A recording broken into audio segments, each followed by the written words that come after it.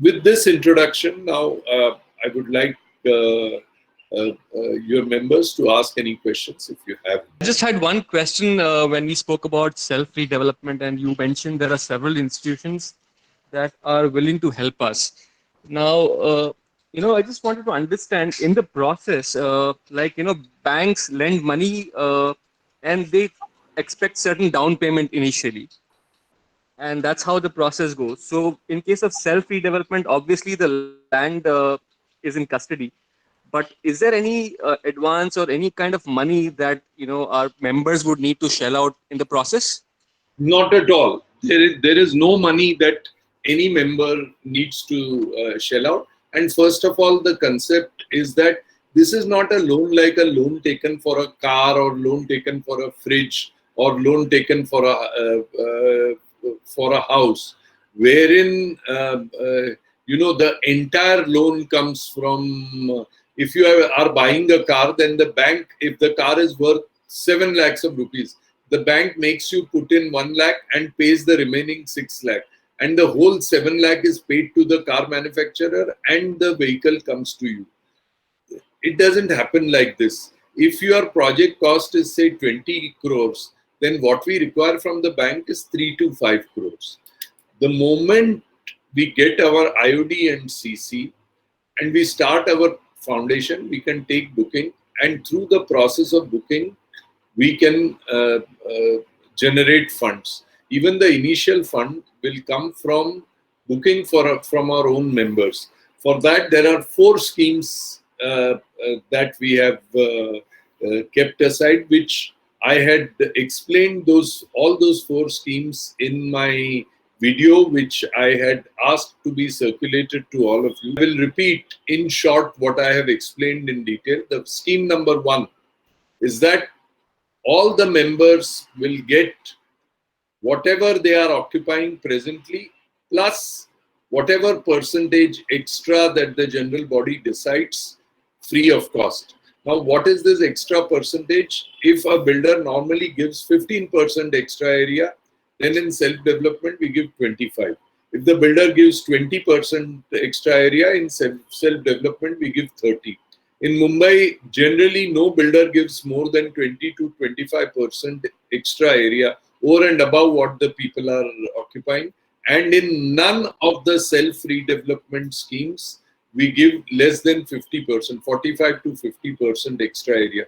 In some cases, where unauthorized construction or illegal construction has happened, there we give about 40 to 45% extra area. But still, at least 15% more extra area than what a builder can give.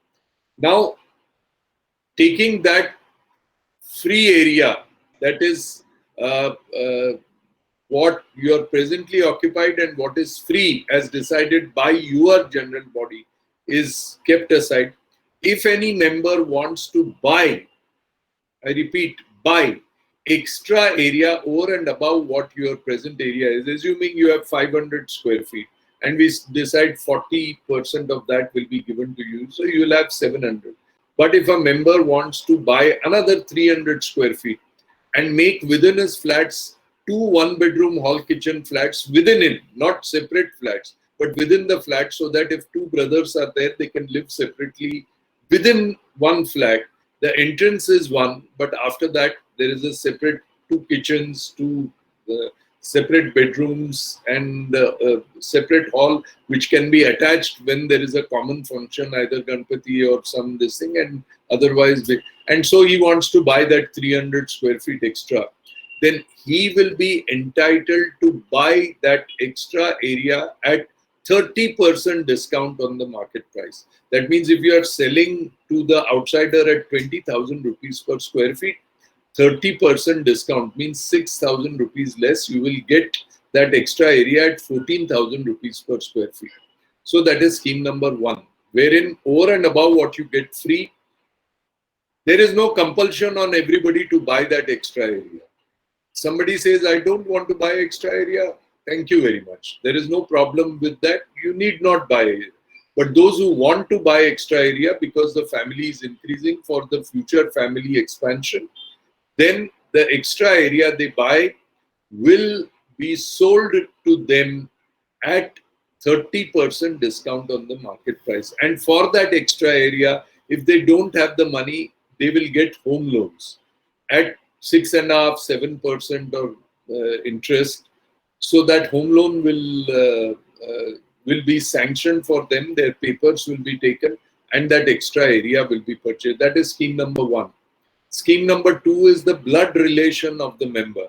That means father, mother, grandfather, grandmother of the member, son, daughter. Even if the daughter is married, she is entitled. Grandson, granddaughter of the member. Means the individual vertical of the member and his blood relation want to buy an extra flat, not this flat which the member is taking, a separate flat, either on the same floor or on a different floor from the free sale area, a separate flat. Blood relation buying separate flat. If suppose I'm staying with my son and my son is getting married, my flat is small, so my son doesn't want to live with me, so he is staying somewhere else. If he wants to come and buy a separate flat in my building and live in the same building but in a separate house, then he will be entitled to buy a flat at 20% discount on the market price. That's the scheme number two. Scheme number three is the member's brother, sister, their children and grandchildren. Member's spouse, the wife's father, mother, brother, sister, their children and grandchildren. If they want to buy a separate flat, then they will be entitled to buy the flat at 15% discount.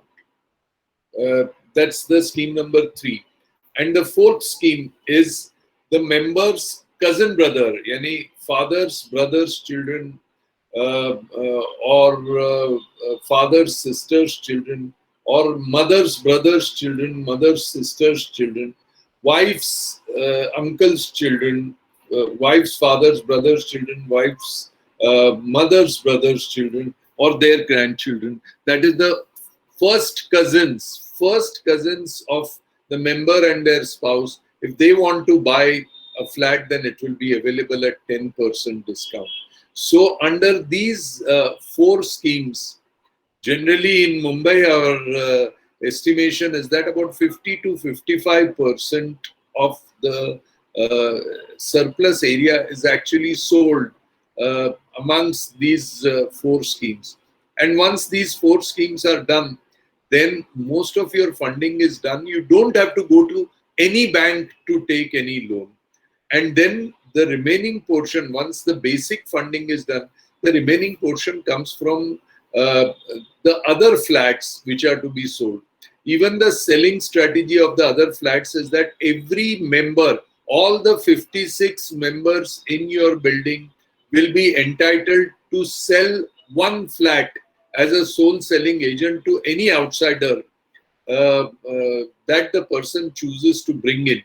And the brokerage to be paid to a broker from the buyer of the flat, which is 2% of the cost of the flat, will be paid to the member who introduces the buyer.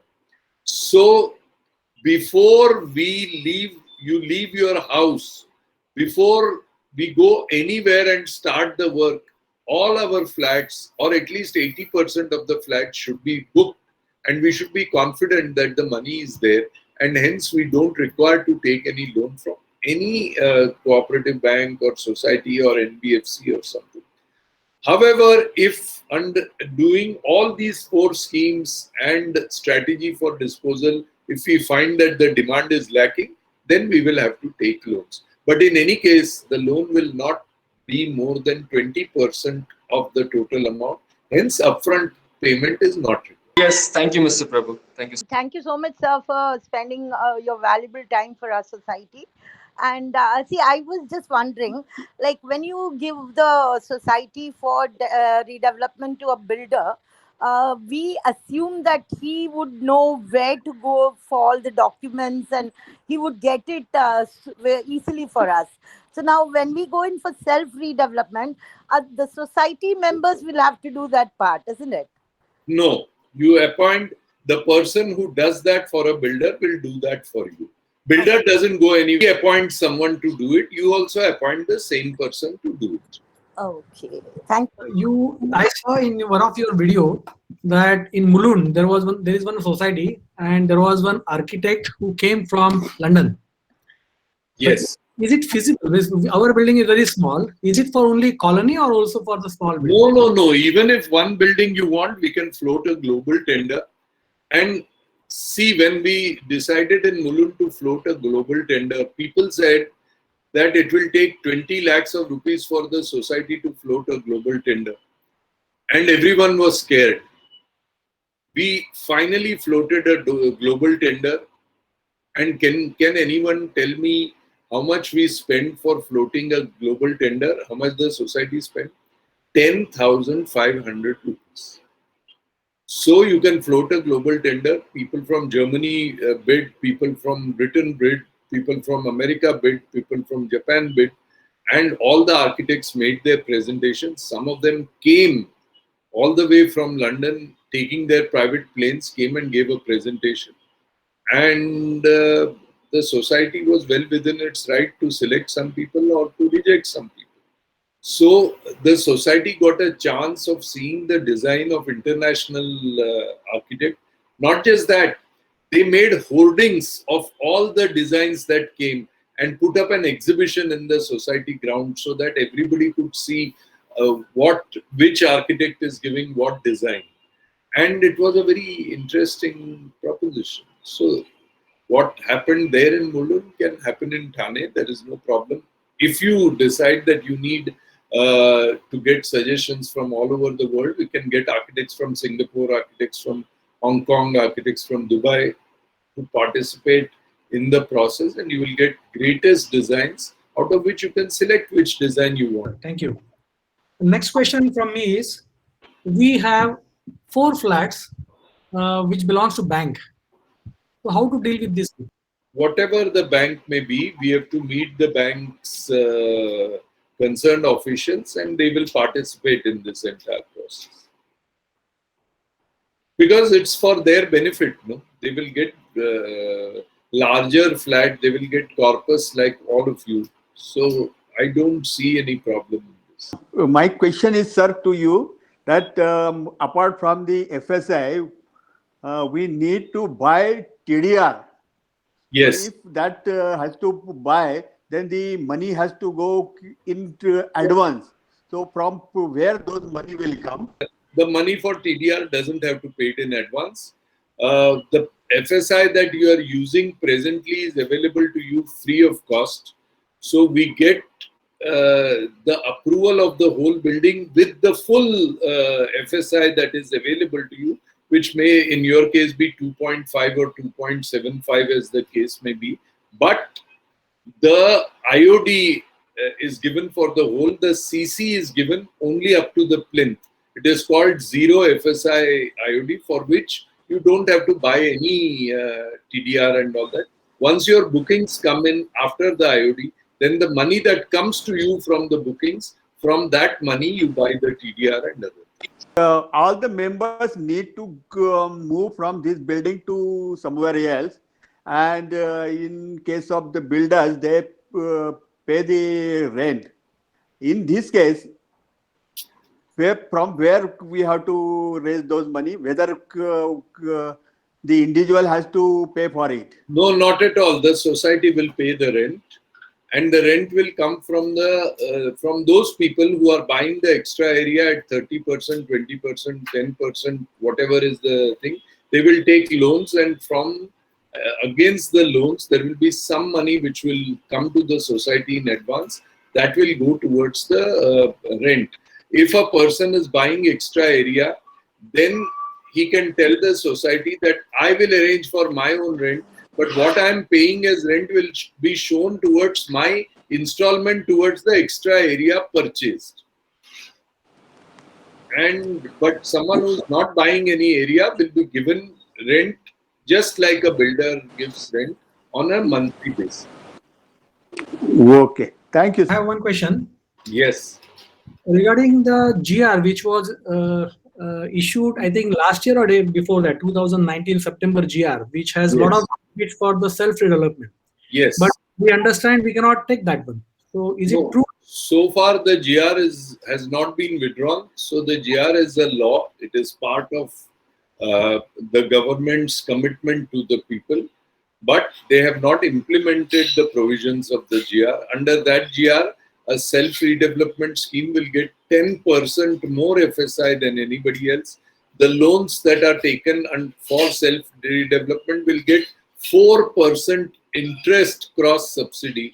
So if you get a loan at 10%, 4% will be paid by government, 6% will be paid by you. So all those benefits then benefits in stamp duty, benefits in GST, benefits in premium payment, benefits on TDR purchase, all those benefits are there in that GR. That GR still exists and is valid. However, its implementation has not been done. We hope that the implementation will be done soon. We have approached the government. They say they will do the implementation. I think they are waiting for the Mumbai Corporation elections to announce the implementation. My next question is, uh, can we build the shops at the, because our location is very prime location. We also have a shopping arcade nearby, just next to our building. So can we build shops? If you want, you can build shops, but shops have advantages, shops have disadvantages also. If you build shops, today you may give it to a haircutting salon or a beauty parlor or for a laundry or for a kirana shop. But tomorrow, what stops that person from giving it to a beer bar or a ladies bar? And if a hookah parlor or a ladies bar comes below your building, then you will have to settle with them, or you will have to tolerate them, because once you make a commercial, there is no difference between one commercial and the other. So commercial is commercial, and then the commercial can be anything. Today the person will say, I purchased it to start a library, but now my library is not working, it is not giving me enough returns, so I have given it to a restaurant. Then you cannot stop it. Plus, if you have a commercial, you will have to provide parking for that commercial people. So all outsiders will come, especially in a time when we are facing pandemic and all that. So you cannot then seal your building and stop outsiders from coming, because shops will continue to run and people will come to the shop. And, because of that, the virus can replicate and other things. So you have to take a decision. If you want, if the commercial is available for you, your plot is on the commercial line, and you want to have commercial, you can have commercial. But it has its advantages that you get more money out of sale of commercial area, but it has disadvantages also. Whether you should go in for that or not, your society should take a decision. Sir, one question from my side. Yes. In the process of self redevelopment, if the building is in construction and some local gundas or somebody come and ask for money to the society, from where will we be able to, or should we consider that in our risk, or how is it to be? The answer you have replied on your own. The local gundas always come in places where they know that the builder is earning 20 crore, 30 crore, 50 crore. So the gunda knows कि इसने 50 crore बनाया तो मेरे को 2-3 crore तो मैं मांग ही सकता हूँ. In society, who gets the money? Who is he going to ask the money from? Because there is no money which is coming to anybody till all the flats are sold. And even after they are sold, the money is going to be divided amongst all the members. So who is the person going to ask the money from? I don't think that the person can ask money from anybody. We have not. There are more gundas in Mumbai than in Thane. And our first few redevelopment schemes were in Chembur area, where the biggest gundas of all gundas were there. And everyone said that in the society that we are doing, one of the biggest gundas in Bombay is sisters' children had a flat. So we said they will come, but they did not come. On the contrary, we got a telephone call from some of their associates that if you face any problem, you tell us, because we will take care, because we understand that everyone is getting the benefit and no one is getting any profit out of this. Okay, thanks. And gundas can come even if you buy a car. The gunda will know that you have bought a car for 10 lakhs of rupees. Gunda can say, 1 lakh rupiya mere ko de, tu 10 lakh ki gaadi kaise kharidta hai? So gunda can come even in today's situation. Gunda can come even if the builder is there. Gunda can come and threaten you कि तेरे को अभी बड़ा घर मिल रहा है तो मेरे को इतना पैसा दे. So if you are scared of gunda, then the gunda situation is there in the builder scheme also, and can be there in the self-development scheme also. But in self-development, there is less fear because he doesn't know whom to go. मेरे पास तो कोई पैसा नहीं है, मुझे एक पैसा नहीं मिला, मैं तेरे को कहाँ से पैसा दे दूँ? उल्टा मैंने पैसा दिया है एक्स्ट्रा एरिया खरीदने को, तो मैं पैसा तुमको कहाँ से निकाल के दूँ? This is what we can say if at all someone comes to ask.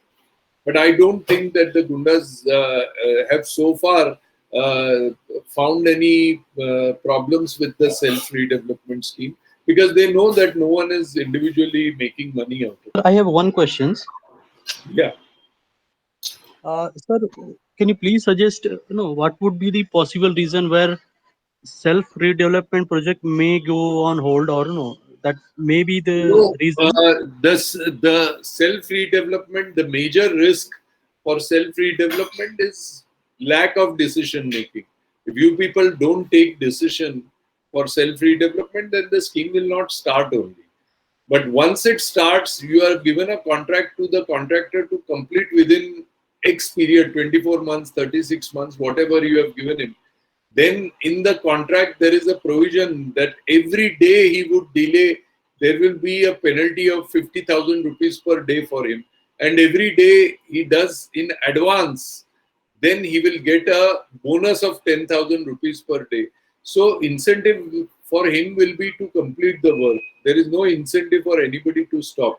But to start the project, there may be major hurdles, because you people may not be in a position to decide, take a decision.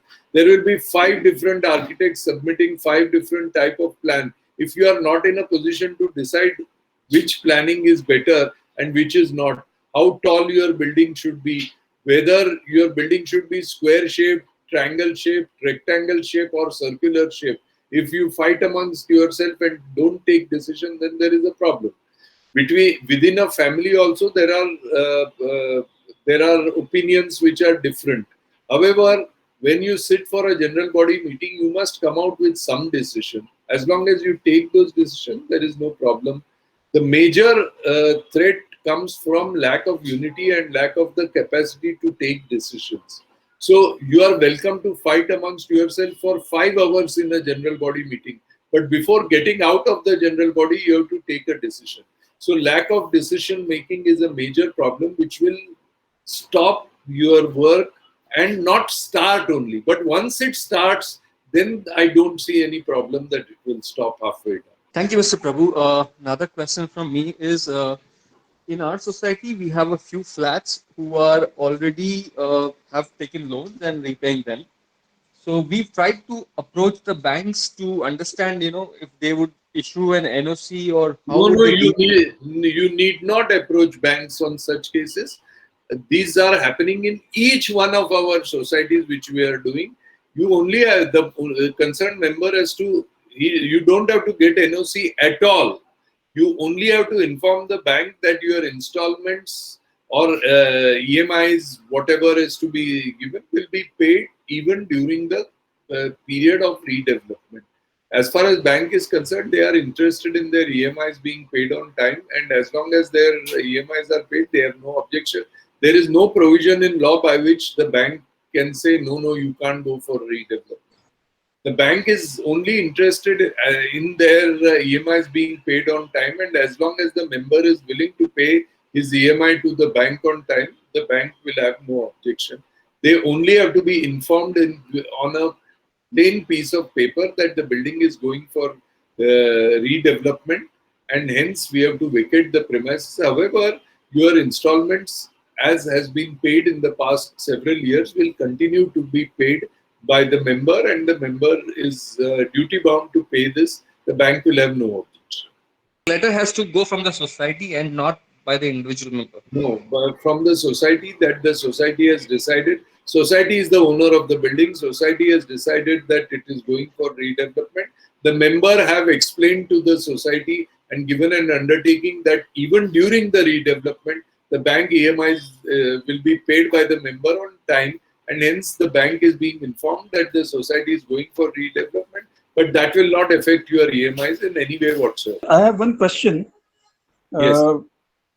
Usually, what is the way usually the societies do their marketing for outsiders to sell their flats for outside people?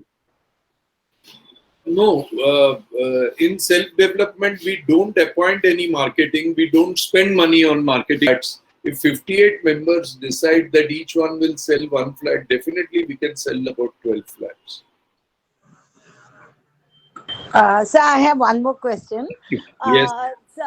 It's like, any society with such a large number of members, like we have 56, it's bound to happen that a few members may not be ready for redevelopment, and they may say that, okay, we'll go ahead with repairs. So how do we address this problem? No, according to law, if 51% agree for redevelopment, the rest have to follow. That is the law. So they have to follow, but we will discuss with them and we will get all the members on board for self-redevelopment. See, the members have basic apprehension is that if you go to a developer, to ghar kabhi milega hi nahi, which is a genuine apprehension. That's why they are saying ki repair karke raho. Their fear is very, very genuine. That if we go for redevelopment, go to a developer or developer jameen bhi kha gaya aur hamara ghar hi nahi bana. So you have only one house in the whole world, and where are you going to go if this building is not made? That is the fear for the member, which is a genuine fear. If you remove that fear, that look, we are all doing it ourselves, there is no way in which this building will not be done, and we will all be benefited out of it, then I don't think any member will oppose. Thank you. Under this scheme, you really don't have to go to any project management consultant and spend money at this stage. First, you should concentrate on doing your conveyance, and simultaneously, we will get different architects to give feasibility reports without your society having to pay a single penny to any PMC or anybody, and you will get 7, 8, 10 project reports, and all those reports you can compare and decide who the architect should be, and as and when you require the project management consultant, we can appoint. As of now, you don't require them. There is a small request that don't make your building like all the buildings in Thane, because almost every building looks like every other building. There is no kind of recognition, something which is very interesting. So a person like me to devote so much time will feel happy that if I have devoted time, but people have done something which is different from the normal Thane building. So that is the reason I asked you this question, whether we can invite international architects so that we can... Sure. Why international? Even the architects from India who are topmost, one of my societies in Chembur, Chitra Cooperative Housing Society, has only 12 members. So I was sitting in their general body meeting, and an old man, senior citizen there, he said, I have one request. I don't know whether I will live to see my new building happen, but I have one request. So I said, what? He said, the architect who has designed Taj Mahal Hotel, I want him to come and design my building. So I said, the architect who has designed Taj Mahal Hotel, I know him. But I'm not too sure whether he will come and design your building for 12 people. He said, no, I want you to talk to him and get him there. So I took this old man to the architect who had designed the Taj Mahal building, and we sat with him for 2 hours. Initially, he was not willing to talk. But when this old man went and convinced him, so today he is designing their building, and their building in Chembur is going to look like something which no building in Chembur is looking, because of that old man. He insisted that, and funnily enough, that such a famous architect, his name is T. Kharegat, he did not even charge what other architects, the local architects of Chembur charge. He charged less. He said, "मैं पैसे के लिए नहीं करता हूँ." He only said that आजू बाजू में जो बिल्डिंग का बेचने का दाम है उससे 2000 ज्यादा नहीं मिलेगा तो सारा एक्स्ट्रा एरिया मैं ही खरीद लूंगा, बिकॉज इसे मेरा डिजाइन है तो उसके लिए बाकी के लोगों से ज्यादा दाम में बिकना चाहिए. So like that you can get the best of architects, best of design, but for that there must be someone amongst you who understand what is good for you and what is bad for you. Most of us don't know. We leave it to developers, and whatever developer does we think is the very good because we don't know. It is like going to a modern art gallery and appreciating all the drawings without understanding what their meaning is. Sir, तुम्ही ज्या scheme वगैरे सांगितल्या त्या mandatory आहेत की तुम्ही सजेस्टिव्ह आहेत त्या सगळ्या? नाही, आम्ही मुंबईत जे करतोय त्या स्कीम सांगितल्या. तुम्हाला तुमचा एक्स्ट्रा एरिया कसा विकावा हे तुम्ही ठरवू शकता. तो नॉर्मली विकला जात नाही म्हणून या स्कीम्स आम्ही देतो. म्हणजे त्या सजेस्टिव्ह आपण त्याच्यामध्ये चेंजेस करू शकतो. तुम्ही मालक आहात, तुम्ही काय करायचंय मी आपल्याला जे आम्ही मुंबईत करतो त्या अनुभवातून आम्ही तिथे कशा पद्धतीनं पैसे उभे करतो. कारण प्रश्न विचारला गेला की पैसे कसे उभे राहतील, ते पैसे उभे आम्ही कसे करतो त्याचा मी अनुभव सांगितला. तुमच्याकडे पैसे उभे करण्याचे वेगळे अनुभव असतील तर तुम्ही तुमचा अनुभव सांगा, माझी काय अडचण. शेवटी घरातून बाहेर निघण्याआधी सर्व फ्लॅट्स विकण्याची खात्री प्रत्येक मेंबरची असली पाहिजे. त्याच्याशिवाय कुणीही घरातून बाहेर निघायचं नाही. बरोबर आहे. आणि ते एक्स्ट्रा फ्लॅट विकले जातील याची तुमच्या मनामध्ये खात्री जर झाली तर मग कधीही तुम्ही बाहेर निघा. तोपर्यंत रिस्क घ्यायची नाही. म्हणजे हे माझं मत आहे. अर्थात तुम्हाला रिस्क घ्यायची असेल तर कोणी थांबवू शकत नाही, पण माझं मत असं आहे की आपल्याकडे इमारत पूर्ण करून आपण परत येण्याकरता ज्या पैशाची आवश्यकता आहे ते पैसे फ्लॅट विकून मिळणार आहेत. तर ते विकण्याची जोपर्यंत आपल्याला खात्री मिळत नाही तोपर्यंत आपण काहीच करायचं नाही असं माझं. बरोबर. Okay, thank you sir. Okay, thank you Prabhu साहेब. आम्ही डेफिनेटली तुमच्या या सगळ्या गोष्टींचा विचार करू आणि ऑफकोर्स आमचं इंटेन्शन रिडेव्हलप करण्यामध्येच जास्ती आहे आणि याच्या नेक्स्ट ऍक्शन प्लॅनसाठी आम्ही इंटरनली उद्या डिस्कस करू अँड विल कम बॅक.